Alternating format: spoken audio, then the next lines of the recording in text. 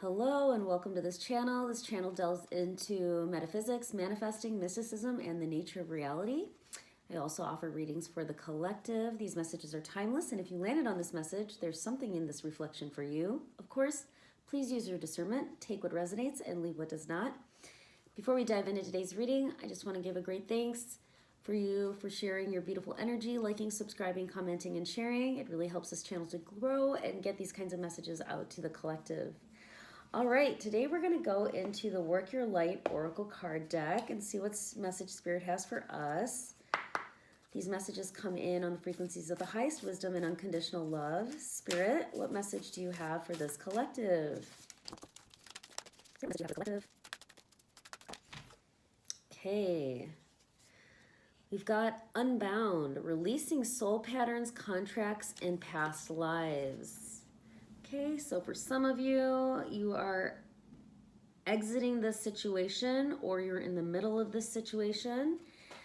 And this is about releasing old contracts, old things. And the way we do that, the messages have been coming through in the last few days, or one of the ways to do that is to put up boundaries. And we find that like if we slack on that, I know I've been in that situation where I was like, I just was between the rock and the hard place and I couldn't decide what moves to make. And the universe stepped in, created some towers, some redirects. If you're interested in that, check out that video yesterday.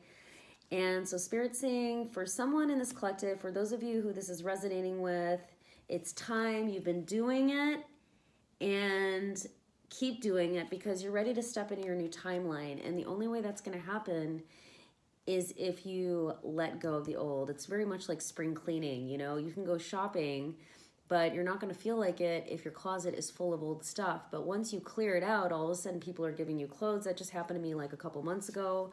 I did a real downsizing, and I kid you not, like one of my friends who has like great style was just like, hey, I'm getting rid of all this stuff. And she just dropped it by. So it was like thrift store shopping in my own house. And yeah, I cleaned up very nicely, very, very nicely. All right, the next message is, there's a few cards here. Your guidance is divinely guided.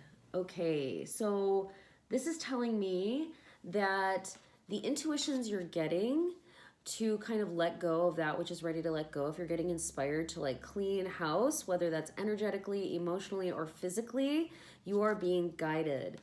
Okay, follow your intuition, obviously use your discernment, but your intuition is your spirit team, your guidance from the other side, if you will, leading you, inspiring you, tickling you to get ready for destiny, which is lined up for you. So whenever I get a ton of inspiration to move in a certain direction, I know something is coming down the pipeline and I just have to get ready for it, right?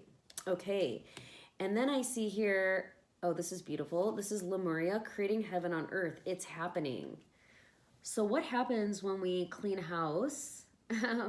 We create boundaries. We let go of the old, that which is no longer serving us.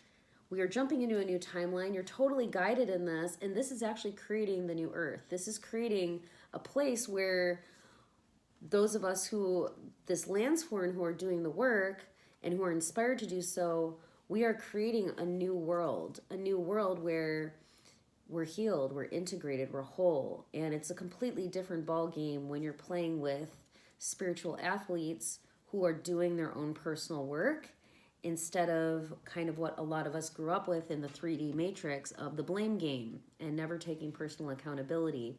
It's kind of a Spirit saying it's tricky. Like they understand, because from the human perspective, we kind of like wake up, we're the last ones to the party, and we're like, oh, okay, I guess this is my hand. Let's see how I can play. And we don't even get a guidebook on how to play, really. So they're saying nothing is to your fault. Nothing is to your credit. You know, take it how it resonates. Nothing is to your fault. Nothing is to your credit, but only you can choose to change it. Like anything you're not changing, you're choosing. You know, at a certain point, I'm hearing, you may not have the knowledge to do better, fine, but when you get to the place where you do have the knowledge to do better, you can always ask for help. And just by getting into alignment, you're doing the work. Like that's what's required. And again, it's not to your fault, it's not to your credit, it's a gift, it's all happening for you, but the odd kind of ironic slightly paradoxical idea of the universe is that you're still accountable, even though you just kind of like woke up with, you know, whatever, this ancestral lineage or these kinds of gifts, these kinds of things. It's like, this is the hand you're playing. Now the game is, how do you play those cards? And only you can play the cards. Okay, and then the last card we got here was Priestess. How are you being called to step up and lead? Okay, so once we've cleaned house, okay, once we followed our divine inspiration and we've cleaned house, now you actually have room to step into your power, right? We're not giving our power away to people, circumstances. We've kind of cleaned house. We're not hanging out with in toxic environments anymore. So now that you have this room and you have this wisdom, because you can see you're a thriving creature now, right? You're a thriving creature and you have kind of curated your experience so that people aren't living in your head rent free. And now you've got a ton of energy to actually step into your priestess, your divine kind of role of leadership.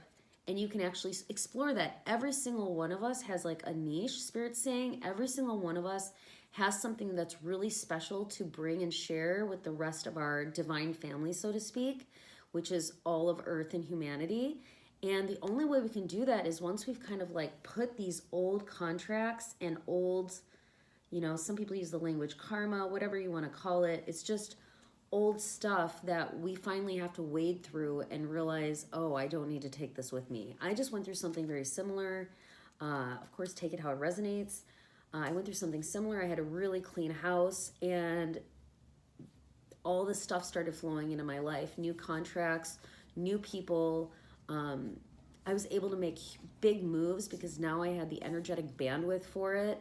Just practically my energy and my time wasn't getting like caught up with everybody else's business.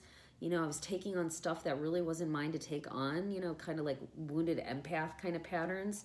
Finally dropped all that stuff, and now it's like I can step into my role and really do what I'm here to do, and I'm enjoying it like tremendously. Like life is way more fun for me. So that's the message for today. You're divinely guided. You're doing the work.